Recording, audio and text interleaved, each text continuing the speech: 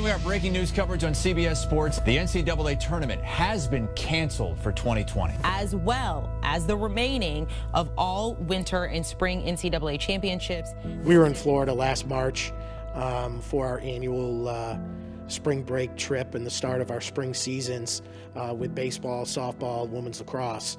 And we were notified by the NCAA to kind of cease all competition. A possible wait for a week or two to suspend competition and then pick it up to all of a sudden being completely canceled. It just happened so quickly, and you could see that's what happened throughout the whole country with the pandemic, and it got real very quick. Schools backing out, individuals backing out, and pretty much through our adjustments right after the coaches meeting, we got a call from the NCAA office, and immediately after that, the NCAA made their announcement, and everybody rushed on the phone to get their flights home. It's a tough time where a lot of uncertainty about what was going to happen going forward, everything from returning to school, to campus, to the safety of their family, and everything else that's racing through everyone's mind. So it was a very abrupt, tough stop to a season.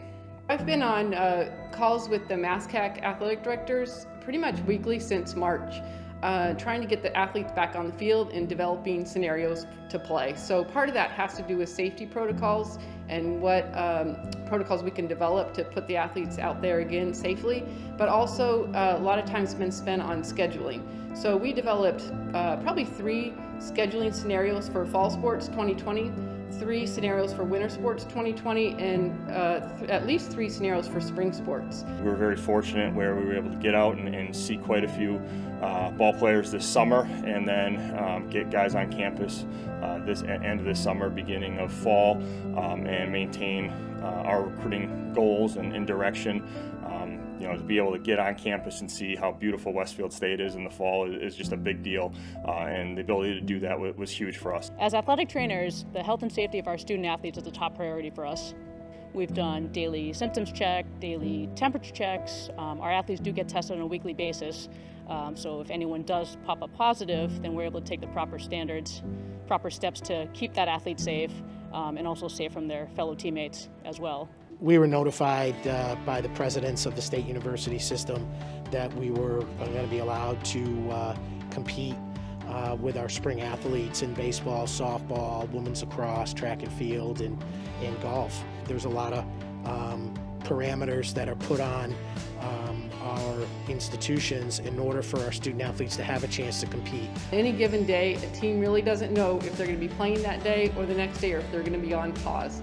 Everything is based on safety and keeping the student athletes and coaches and staff safe. So every day that we play is a win. There's about 8 months of planning that went into this season to hopefully give us an opportunity to go out and compete, and finally we're at the point now where we can do that. And it's been a great opportunity for our guys to go out and play games, and now our focus has shifted towards just not playing games but also competing for a championship. Super excited to be back with my teammates. It was super exciting, everybody's working really hard at practice. Glad to be back out here, In August, we're in the fall, we get shut down.